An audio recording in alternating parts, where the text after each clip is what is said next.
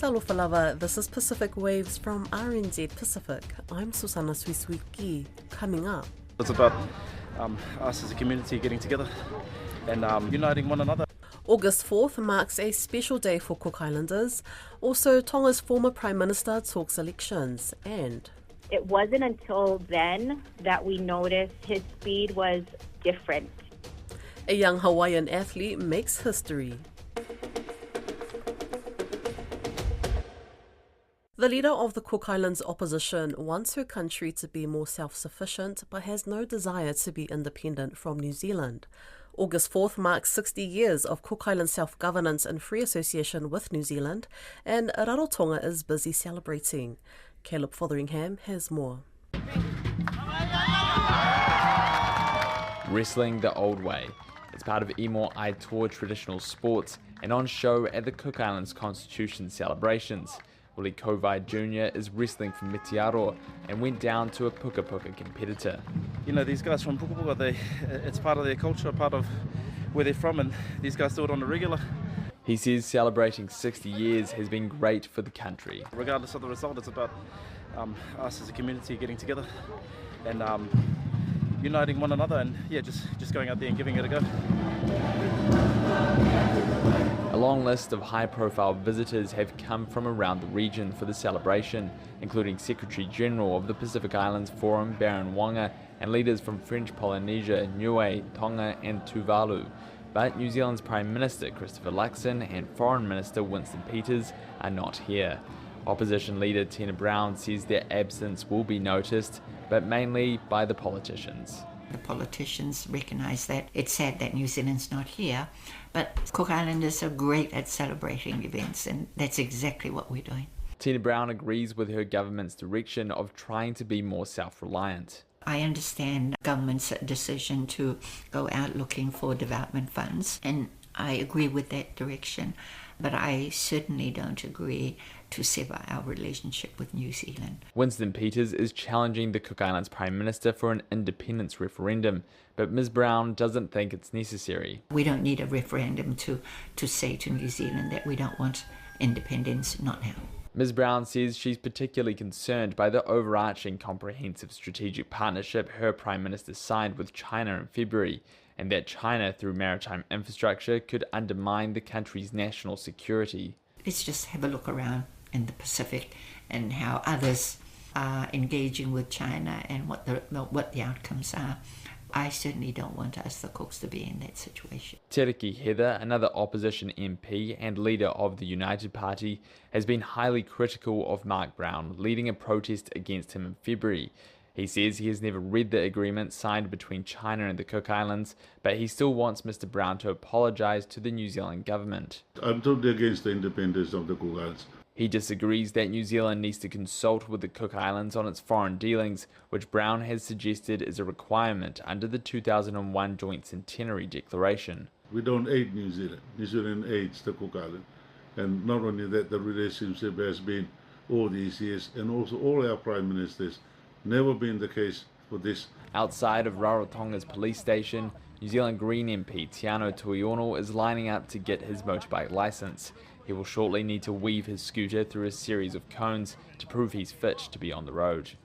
I can manage the cones, mate. I can manage the cones. He and Greens co-leader Marama Davidson are the only two New Zealand members of Parliament attending the celebration.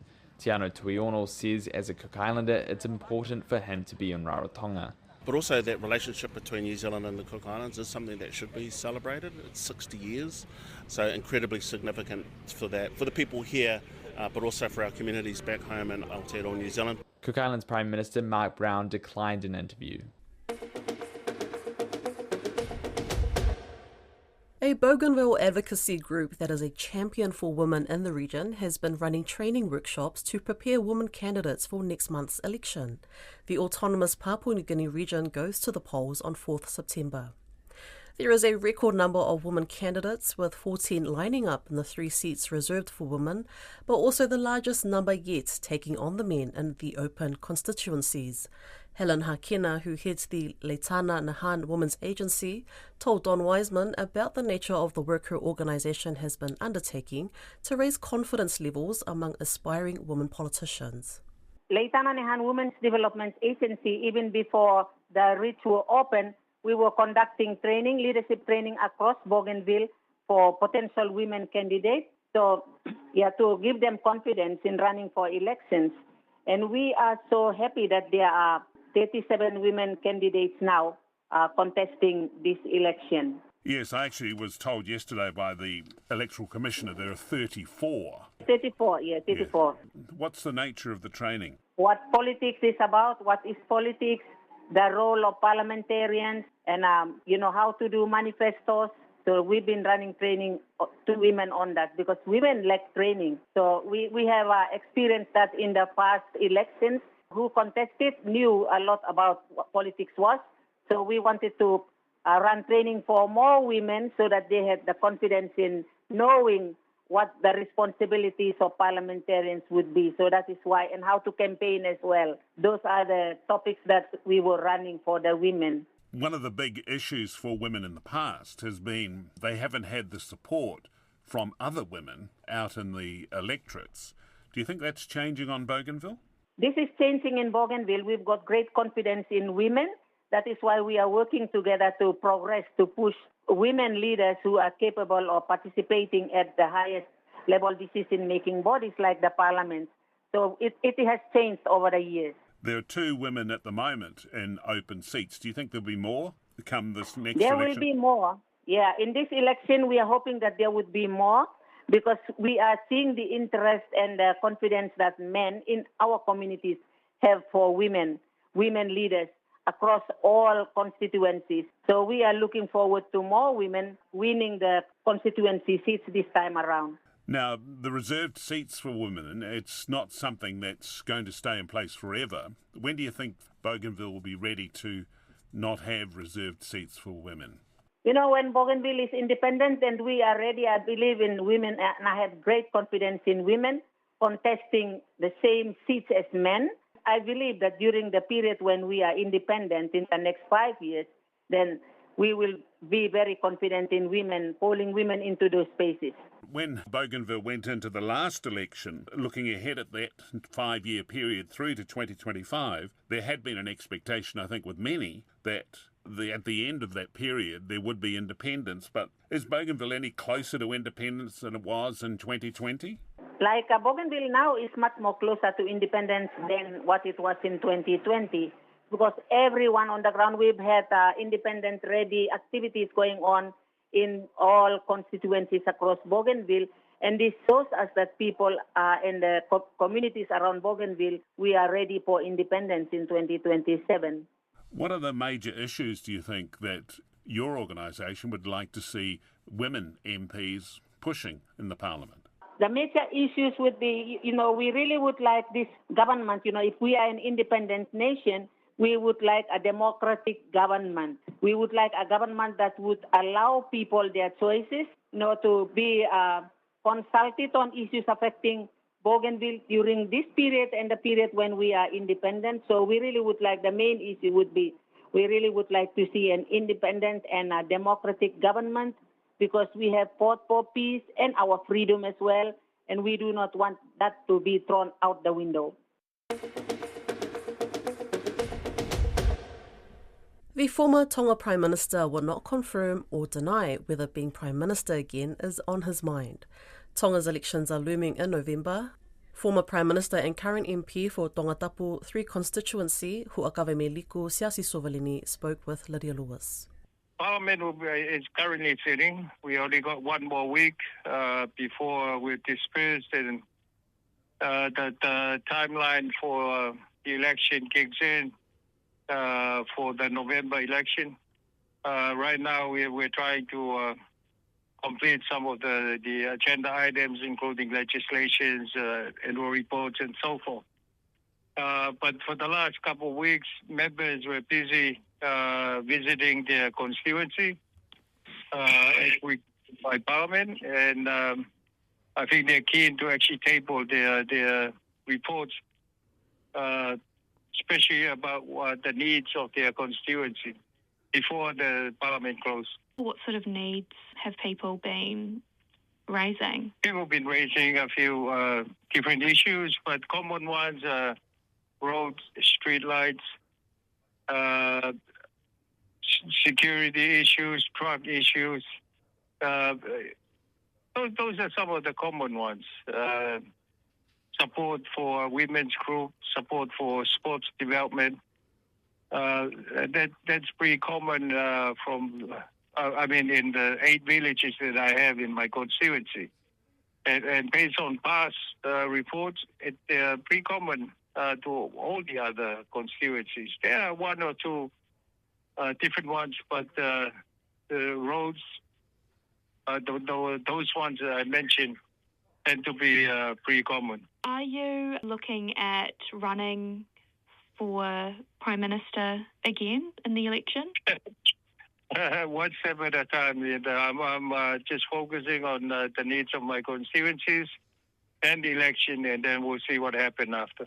Huakavemi Liku resigned from his leadership post in December last year ahead of a promised no-confidence motion.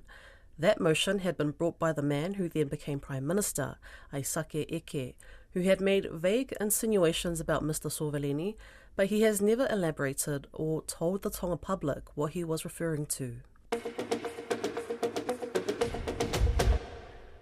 An 8-year-old boy from Hawaii is making waves in the world of track and field, becoming one of the youngest All-Americans in the state's history.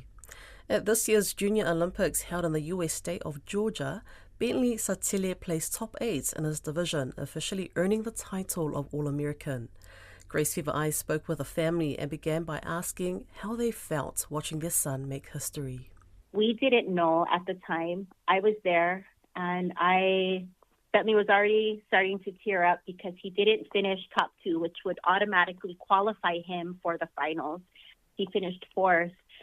It wasn't until Dad actually texted me and he's like, hey, Bentley's time qualified him into the finals. So when we found out, we were so excited. And so we emailed his coach and we're like, hey, Bentley finished 8th. He's going to the finals. And he's like, I believe Bentley is the youngest All-American out of Hawaii, like in the history of track and field.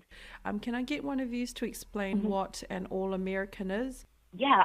So we have like track meets every week here in Hawaii. And so you have to qualify for Junior Olympics by finishing top 3 in your regional state. So he had to compete here in Hawaii, finish top 3, and then he moves on to Junior Olympics, which is like the top 3 of all the regions in the United States. So I want to say there's 18 regions in the United States. So it's a national meet. Junior Olympics is a national meet that you have to qualify for. What a great achievement. When did you, as the parents of Bentley, notice he had a talent for running? Yeah. Bentley comes from a family line of athletes. So from his grandparents to his aunties and uncles, and then my husband and I, we also competed at a high level. He said his cousins as well. And so we also have an older daughter, Peyton, who's 10 years old. She also came to Junior Olympics with us. She was competing in the long jump. And when he turned 5, we found this track club team, and we're like, we should put him in club, like in track. He can run. It wasn't until then that we noticed his speed was different. It wasn't normal. It wasn't like at a normal speed of a 5-year-old. And so Bentley actually holds the state record as a 5-year-old, a 6-year-old, a 7-year-old, and an 8-year-old. Mm-hmm. Oh, wow. That's so, powerful. It's so inspiring, and no wonder why, he's achieved so well. I guess my next question will be for Bentley, if that's okay. Yeah. Say hello. Hello. Hi, Bentley. Aloha.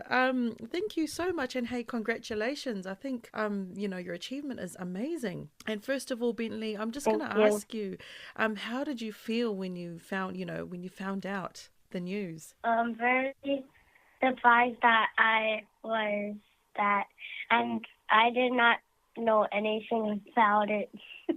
I was very surprised to hear that in the morning. Who's your favorite athlete that you want to kind of progress towards and be like?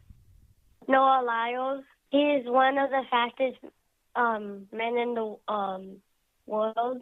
What would be your next achievement? Become the fastest 8-year-old. Awesome. Bentley, do you have any advice for other 8-year-olds or other young ones out there who are looking up to you and want to do exactly the same thing that you're doing? Just to make sure that you never give up on yourself and always know that you did a great job and never ever quit yourself on anything. Because God is always pleased with you. That's Pacific Waves for today. For all episodes, head over to rnz.co.nz/Pacific. We're also on Spotify, Apple and iHeartRadio. From myself and the RNZ Pacific team, tō whā, soifua.